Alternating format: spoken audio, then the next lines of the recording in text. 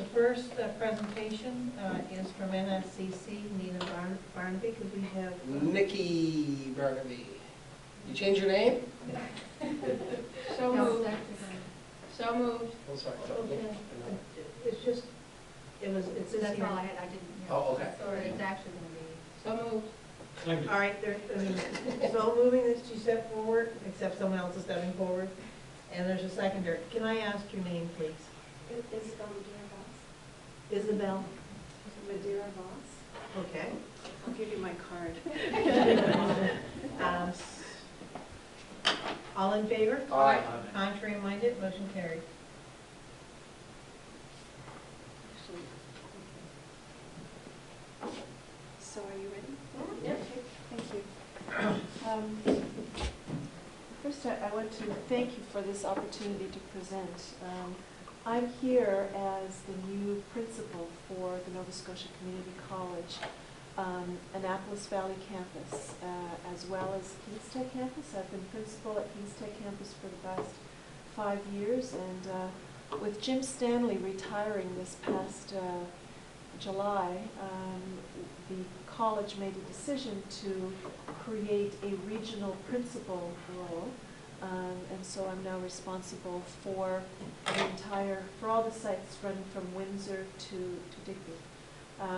And for me, this is sort of a return to an old work area. I worked with the Department of Education, and prior to that, the Department of Advanced Education and Job Training, which is going back quite a while.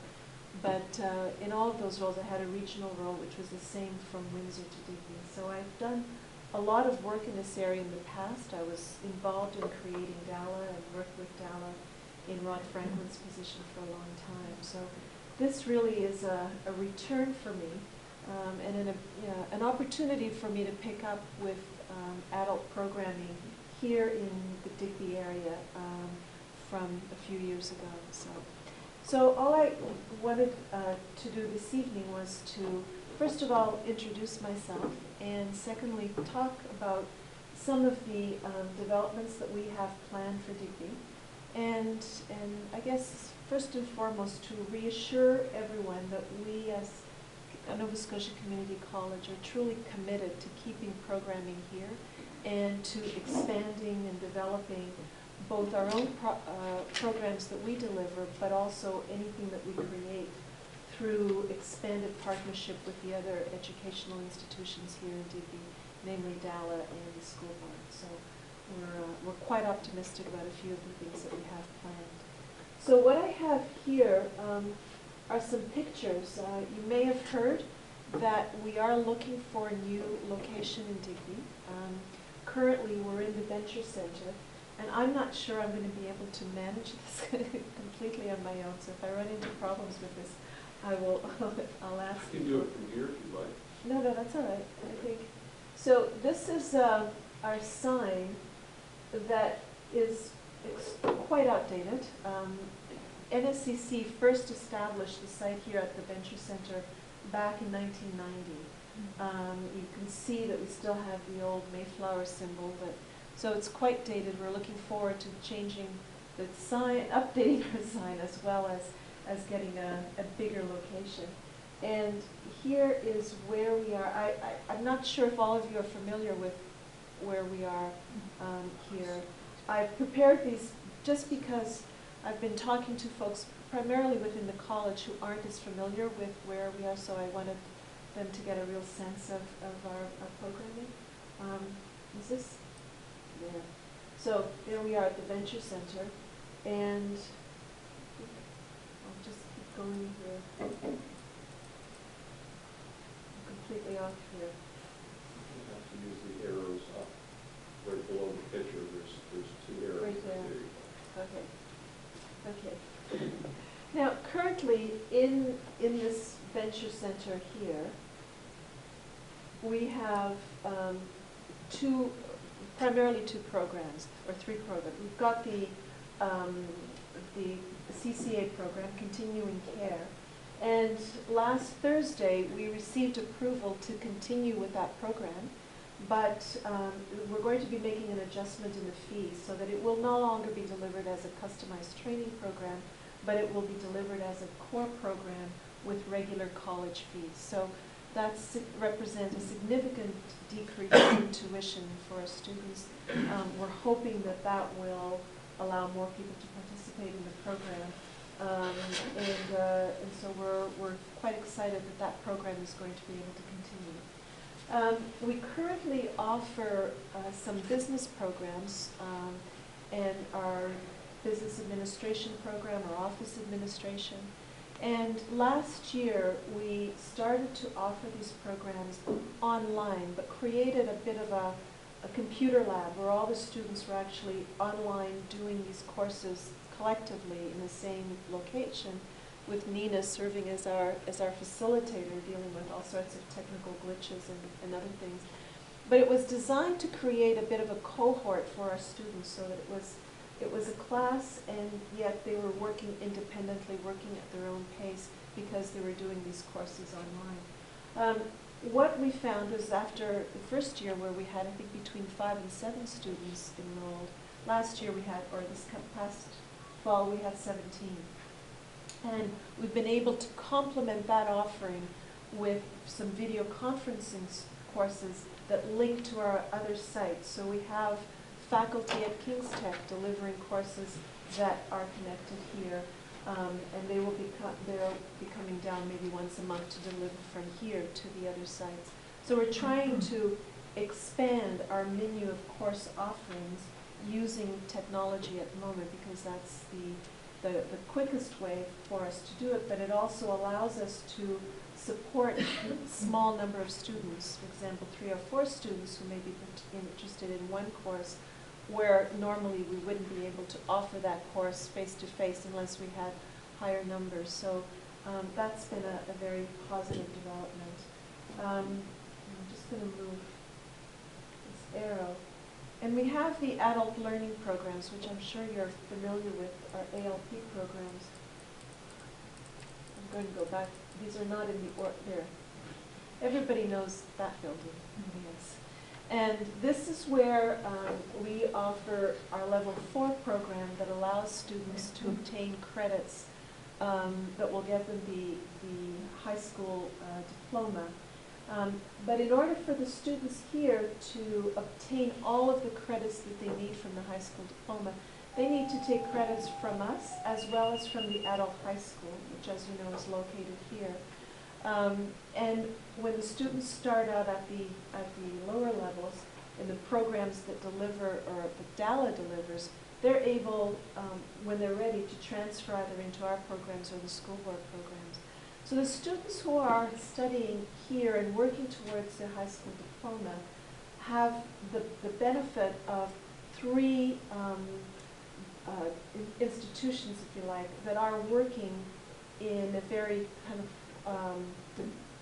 coordinated manner to ensure that it's as seamless for the students as possible. So they don't know whether they're in a school board program or in our program necessarily. They know they walk across the hall to get the other courses. So we're trying to work together and keep the 3 entities together in order to provide that seamless service to our students. And so as a result, as we've been exploring new locations for us to be able to expand our offerings, this is the site that we're currently exploring, which is the mall that you're all familiar with. We would be occupying half of this space. We'd be taking the eastern side, so that the mall owner can try to get retail space in the areas that face the mall directly, in the inside of the mall. And we're looking at making some capital improvements to that space, and hope to have it ready for September of 2013. We haven't signed the lease yet, but we're pretty close. And we've been talking with both DALA and the school board. DALA's board recently approved their move so that it could be co-located with us. The school board is working through that process. And so we're quite optimistic that we will be able to have all partners in that space. Again, to provide as seamless flow as possible for the students who are going to be benefiting, to give all of us a little bit more visibility, but also to provide us with space where we will have video conferencing. We will have our CCA lab in there. We'll have a learning commons, and as well as having an area in the back should we sometime in the future be able to include any trades offerings. None of that has been confirmed, but we're certainly hopeful that we'll be able to rotate some programs from this side as well. So this is very exciting news for us because we have been in the same location with limited space. And the Dalla Career Resource Center would be located in this site as well. So that's sort of our news as far as what we're trying to do here in Digby. The college has recently gone through a process of developing a new strategic plan. And one of the things that's noted in this plan is our commitment to community and building our community connections. It's a strong priority for us as a college. And so we're hopeful that by moving in this direction with our partners and being located in an area where access is a little easier, there's better parking, there are all sorts of amenities, I think, that will certainly help the sort of day-to-day life of our students in that program, that this will allow us to attract more individuals to our programming and enable us to grow. So what I have done is I didn't want to bring you a presentation on our strategic plan, but I brought you copies of our plan that I'd like to maybe give you for your files and have available if anyone is interested in reading that further. And I'll also give you my card so that if you look through this and you have any questions, I'd be happy to talk and follow up with any of you after today's meeting regarding anything that we've discussed today. So, does anyone have any questions, Deputy Warden? How does Nova Scotia Community College, do they work with the business sector to forecast what the needs are going to be, like 4 years down the road, 5 years down the road? How do you do that? We work largely, the Nova Scotia Community College is divided into 5 academic schools, and through those schools, all of our the programs that we offer, we have committees that we work directly with industry on to help us not only focus on what we need to include in terms of our programs, but to kind of help us determine what's needed in terms of those particular industries. For example, with continuing care, we work very closely with not only the Provincial Department of Health, but we work closely with health providers to inform us on what their needs are, and we use a lot of their forecasting. And we use labor market information. We do work very closely with all facets of various sectors that we're linked with, and also try to engage in new sectors. For example, as we move into new technologies with respect to energy, we have been working with partners that we probably weren't working with 10 years ago, may not have existed 10 years ago. To help us determine what our role can be or should be. So an example of that would be the Billiken House that was built in Middleton as a lab for energy efficient technologies that link to our energy sustainability program that we offer out of Middleton. We work very closely with industry in order to identify the latest technologies that we should include there. We got their support, and we consult with them in terms of what goes into our programming. So that would be a new area. At the King's Tech campus, we will be introducing a program in the fall called Electrical Technicians. It's going to focus on wind and solar installations and maintenance. That's to complement what we're doing with the construction industry. So as these developments occur within those specific sectors, we have, through a variety of consultation kind of structures, ways of not only informing what we're doing with our students, but as, to help plan for where we need to be 2 years down the road. So it is a challenge for us to maintain that balance between being current, having to be nimble, and yet still provide sort of consistent core programming on things that we know need to be carried over. But in addition to what we offer through core, one of the other things that we do in working with industry is deliver training that would be delivered on site. For example, at Michelin, we will deliver programs there that they request. So we're our capacity for delivering education training is not limited to the buildings that we're in, because we're trying to do a lot more off-campus, work more closely with some of the businesses. In Windsor, for example, our CCA program is delivered there at Dykeland Lodge. It's a partnership with that home where they provide the space to us free of charge. We provide the instructor, we provide all of the resources, but we've had that going for a few years, and that's worked out very well, both for us, but also for folks in that area that require a graduate. So I know that was a very long answer to your quite innocent question. I have one more piece. Yeah. Okay. Just recently, myself and the board attended a session on population in Nova Scotia, but actually trends for the world. But in Nova Scotia, we face a dilemma where we have an aging population. We have our young people migrating out west, and they're leaving the rural parts of the province. But what role is the Nova Scotia Community College playing in trying to, what was identified, I should say though, is there are people that are unemployed that don't have the skill sets to be employed. There's a lot of job openings out there, but they don't have the skill sets to fill them. Is Nova Scotia Community College working with that sector to try to help mend that problem? I guess our initial response to that was in establishing the Adult Learning Program, which is the program that enables adults to obtain their high school diploma so that they can go on to further training.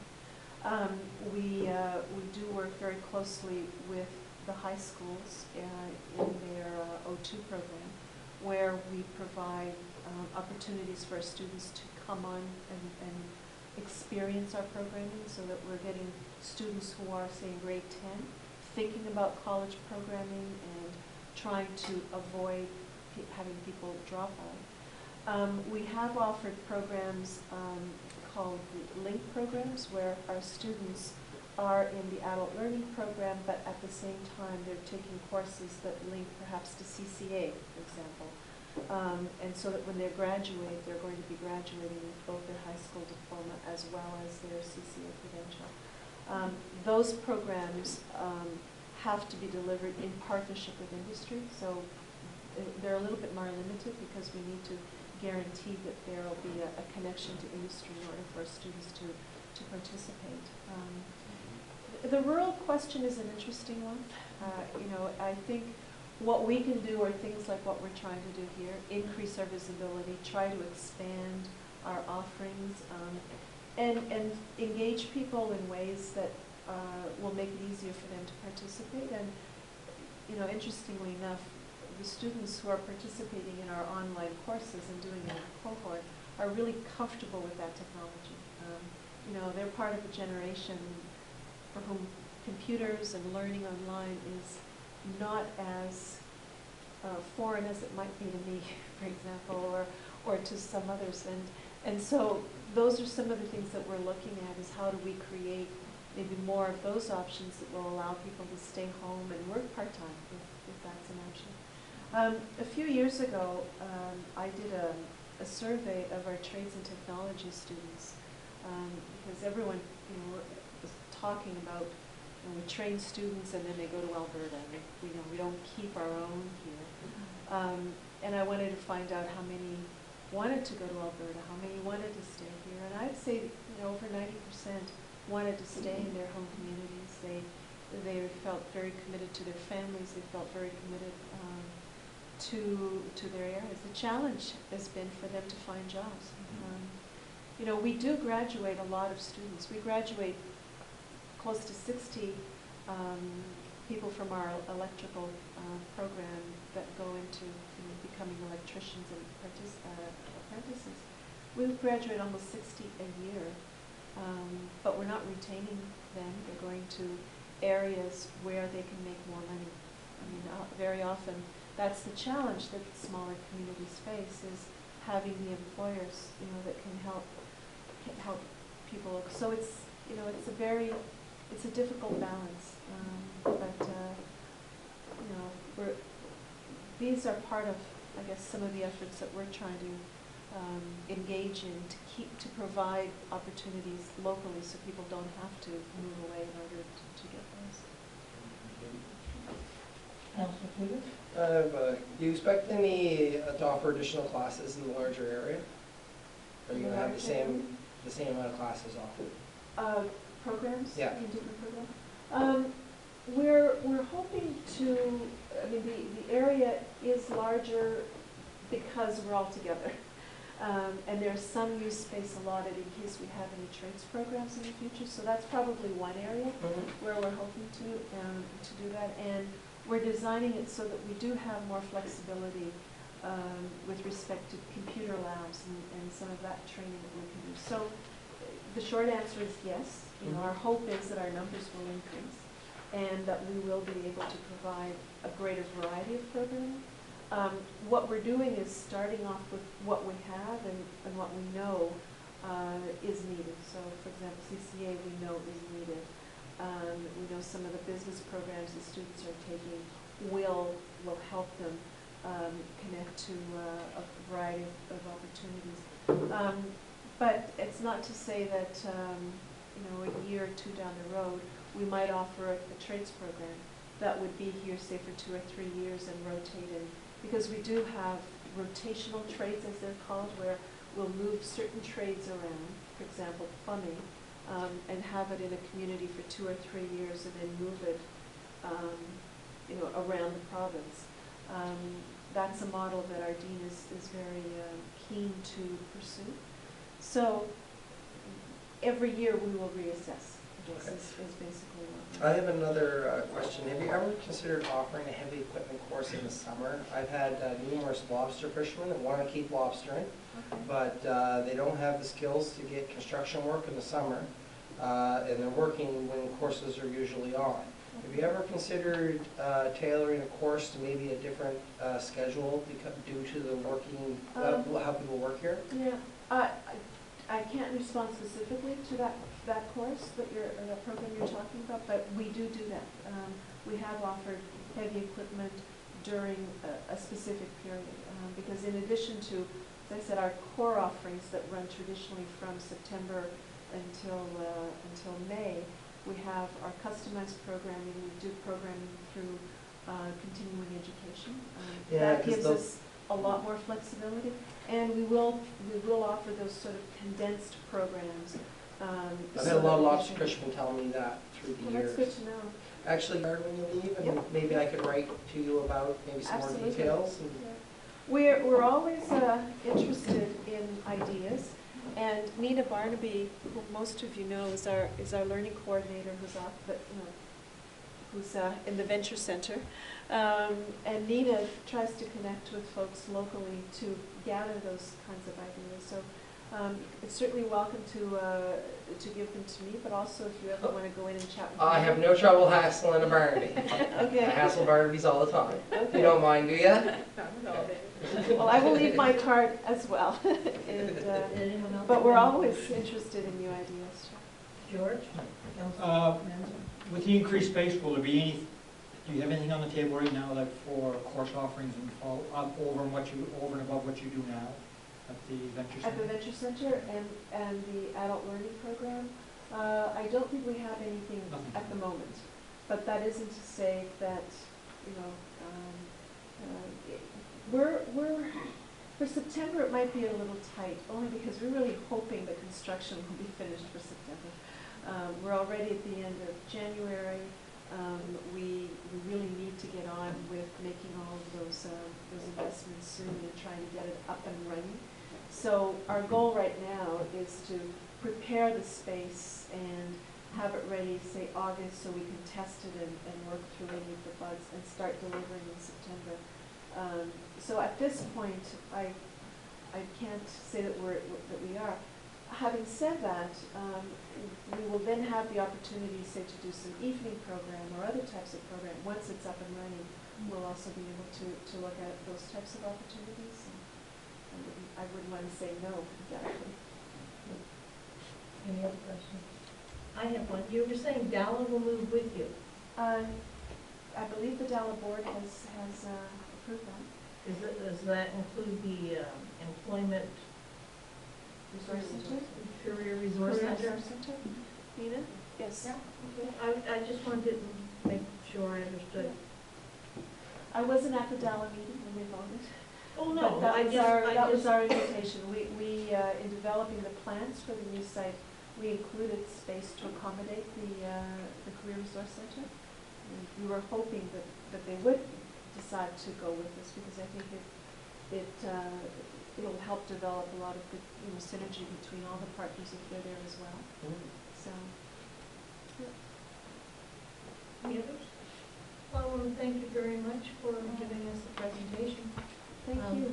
Thank you It for was this actually good news. It wasn't we're leaving and burning the building down when we go.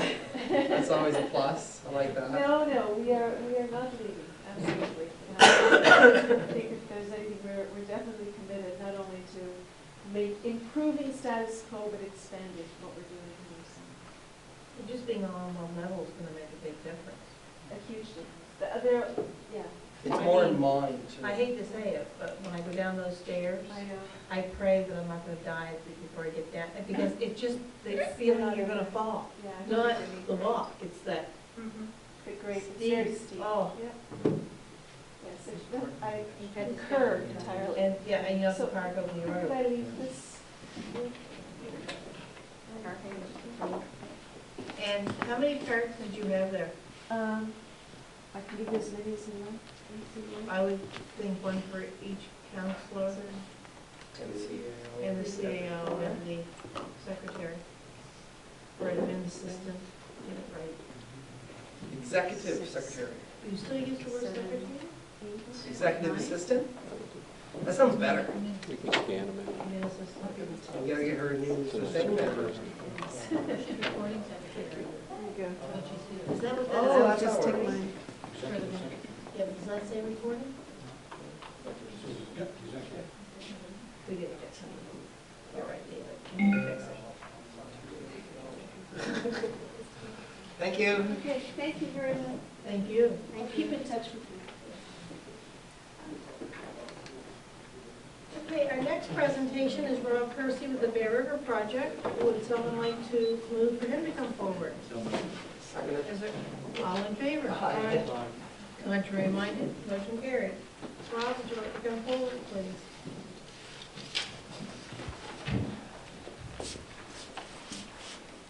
Well, good evening, Council, Warden. I'm here this evening to present a new initiative, a small one at that, but it's basically a project that will enhance the profile of collective artists in the Bear River community. And this is a follow-up to the presentation I gave last year of my return from North Carolina, specifically the community of Asheville, North Carolina, where we were taken to an art district that has evolved in the last 20 years and is really a prototype of sort of how these communities can evolve. I have basically the handout is here. You've all received that, yeah. I'll follow through as this sort of evolves itself. We're looking at a community that has a very eclectic assortment of disciplines, all in a very small geographical area, and that is very unique to the province. This is an asset that has basically been underlooked. It's been written up in many proposals over the last 15 years, WBDA, the Area Tourism Association, and in more recent time, several years ago, with the Provincial Cultural Communities Network.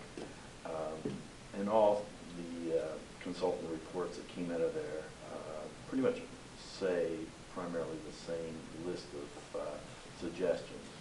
And my process here has been to sit down with these very active artists in the community, the ones that were took part in quite often these consultant reports, and ask them what they thought were the priorities and what needed to be done to increase the profile of the Bear River brand, so to speak. From that, I met the artists as a group and sat down and made a list of items that they suggested would be worthwhile endeavors to increase the artistic venture in the community. The most predominant one was the idea of creating a brand, one that would reflect the community's history, cultural, Mi'kmaq presence as well, and the land itself, which was generally the driving forces that attract the artists from away, so to speak, over the last 40 years. I guess also too, I made it very clear to the artists that were there that my participation in this would be within my job restraints. I didn't want to approach this on a larger scale or anything like that. I was made it very clear to them that this would be a year project, that would be like a foot in the door, so to speak, to look at maybe carrying this on in the phase 2 and phase 3 in future years. But initially, I see my participation in this is assisting them in developing a brand, getting some leveraging funds to create the tools that are needed to get their message of that community and the art community to the trade shows and initially to the community as well. A sense that Bear River is the primary area in this area of the province that is unique in its stature.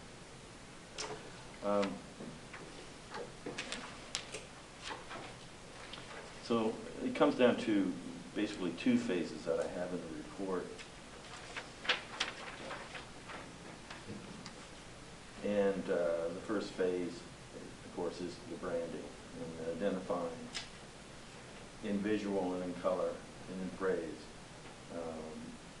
what the Bear River collective art is really conveying. And it is very much a land-based, I want to call it from the earth approach. Very nature-based themes in lifestyle. And in the process of doing that, there are several areas of funding that we can take advantage of that's sort of associated in one way with the creative community or creative economy initiative through the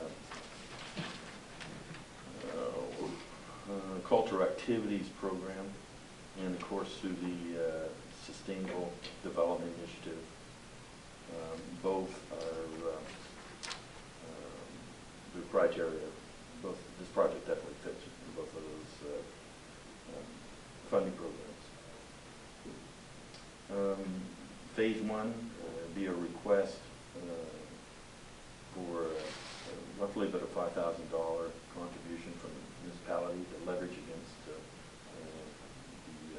funding program.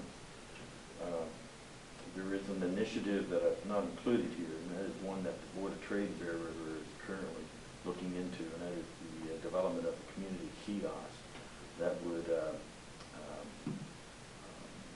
be in a prominent area in the village, and it would be a place where visitors to the village would have a map. They see where they are. They would have the studios that are open to the public for them to visit, posted or listed, as well as any community cultural events that are happening or reserved or in the community itself. Sort of a one-stop that would have an interpretive of the history of the community that would lead you to the Oakden Historic Society Museum. They're talking in the initial stages of developing something like this. I could assist them into getting some funds to actually have it happen. I basically looked at this initial phase 1 as, for my own time, about 4 to 5 hours a week commitment to it, which is within my capacity. And give myself a whole year to do it according to this. So it's something that would be drawn out over a year period. Phase 2 is that's here. Now, I made a suggestion here that comes from the artists in Bear River themselves, but it's creating a partnership with the private sector and be like restaurants, accommodations, wineries, and it is to create a community gallery in the private sector to get specific pieces that will complement the service or whatever the product that is associated with business and the art itself, so that there is an enhancement in both ends. That can evolve into rent to own or just a renting process of pieces, but initially I think the marriages or the partnerships that need to be developed probably start out as in kind, so to speak. The artist would give on loan the art piece and not initially get paid for having it there for the first year.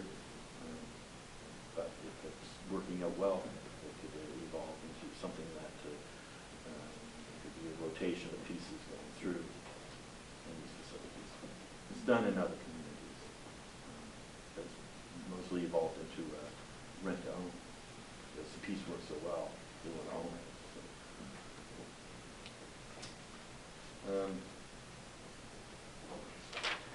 I guess in conclusion,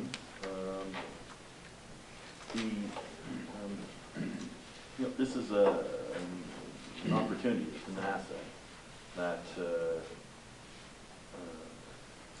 we can take a lead on.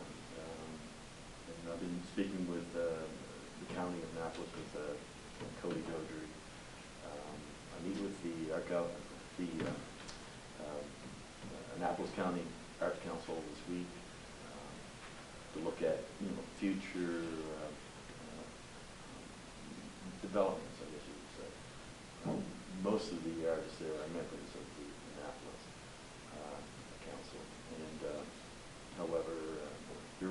opportunity to bring not just the Bear River community, but all the creative individuals and all the communities in this area here, maybe bring them into the fold of a major brand, of a bigger brand. And that is a possibility. Questions? Deputy Warden? First, sorry I couldn't get a hold of you before. Oh, yeah, no, We were talking about this, but I wasn't able to contact you. I noticed in your report here that there's the ability maybe to have in-kind as part of the contribution. Could part of your time on the project be treated as an in-kind contribution from the municipality when it comes to requesting funding from the federal government? Just asking. Yeah, yeah. However, I was thinking it's in the branding process, they have the talent to do this. Yeah. And the fabrication aspects can be done locally as well. That is the banners, the creation of the trade show materials that will give a sense of, you know, collective unity that they don't have right now. That will be done locally, and the creative parts of that design and that sort of thing for the community. Yeah. The second part of that question is, when you talk to Cody from Annapolis County, is there going to be a request going back to their council as well to help fund this project? I asked him to notify council that, you know, this is what I'm doing. I didn't say that's what I'm doing. It's been a proposal, excuse me, to council. Your approval, you can proceed here, actually. But he said he would take it back to his council to get their thoughts on it. You know, it's hard to say, you know, this isn't a good idea. It's an asset that's we're not.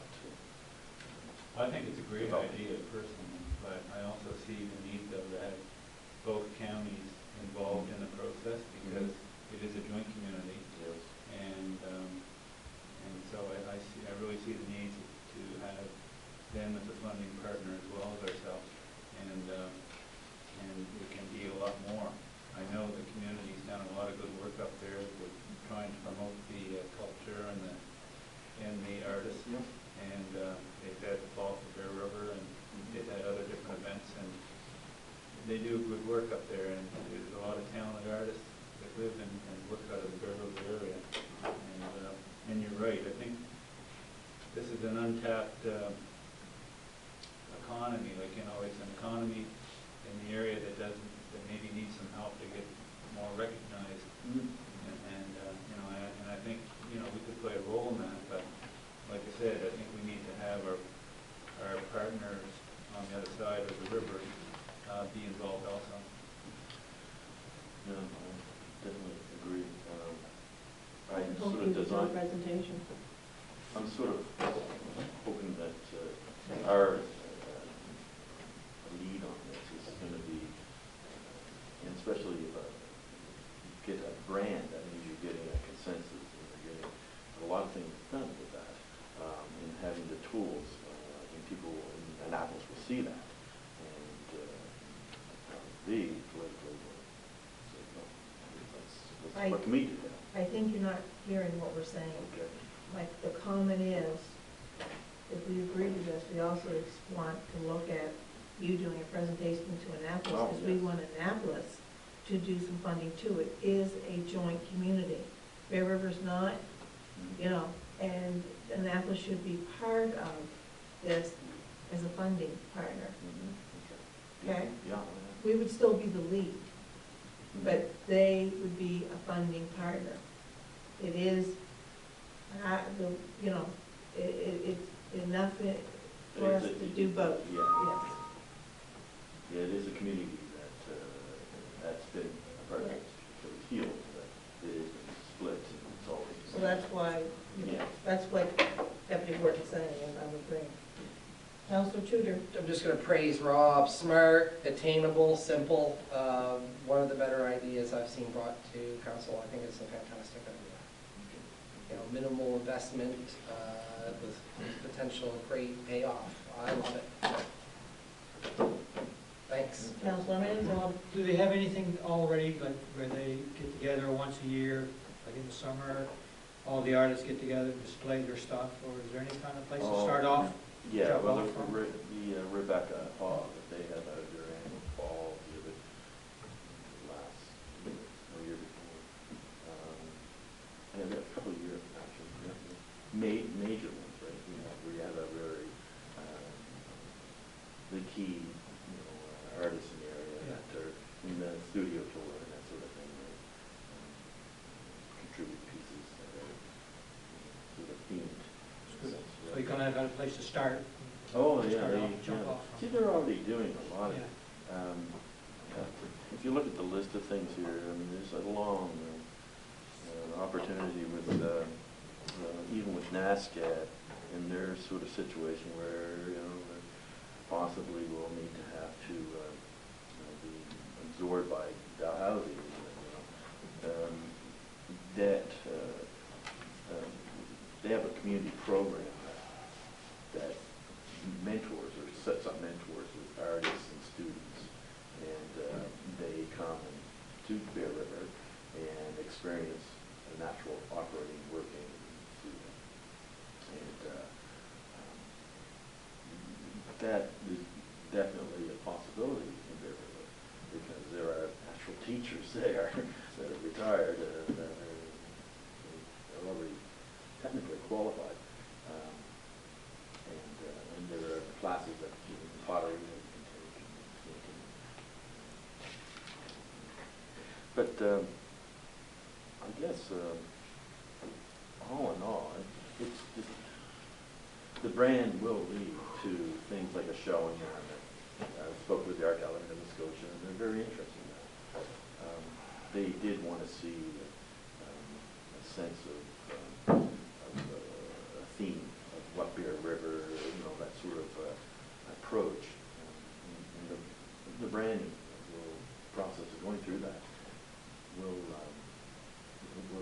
will help in developing an exhibit out of the community. Deputy CAO, Mr. Wilson. Is there any timelines on the funding applications? I just found it the other day that the SDI, which was always at the end of August, and you had to have it all done by the following March, right? Their new deadline is April 15th. It gives you a whole year to finish your project, which I thought. So in order for you to go forward with this, you would need joint council approval way prior to that. I only asked it because that could be difficult. April 15th is coming up pretty quick. Yeah. No, it's not difficult. But we can make our own decision, no matter what Annapolis Okay. does. But we would still go on to Annapolis, we still request funding. Okay, I'm sorry, I misunderstood. I thought it was contingent upon them funding it also. No, You didn't say no, that. no, we didn't want to say that, just because we feel that it's important to support Bear River, doesn't mean Annapolis doesn't feel the same way. I'm sure they do. Deputy Warden. I'd be interested if it would help to sit down with yourself and Cody Dodry and with the warden for Annapolis County, because Red Schmitz, he represents the Annapolis side of Bear River, that maybe if you want to further the discussion going forward to Annapolis County. Yep, I would hope so. Just contact me later and we'll, Yep. I know when I'm available. Is there any other questions? Rob, we really do appreciate, we hit you with hard questions and hard things, but we do appreciate you taking the time. Excellent God, don't initiative. usually make good decisions, so either way, right?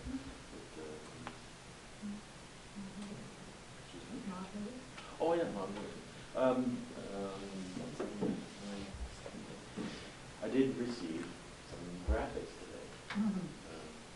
Linda said you should just tell them that you have a council meeting, and sure enough, something showed up. But yeah, because I've been, whatever,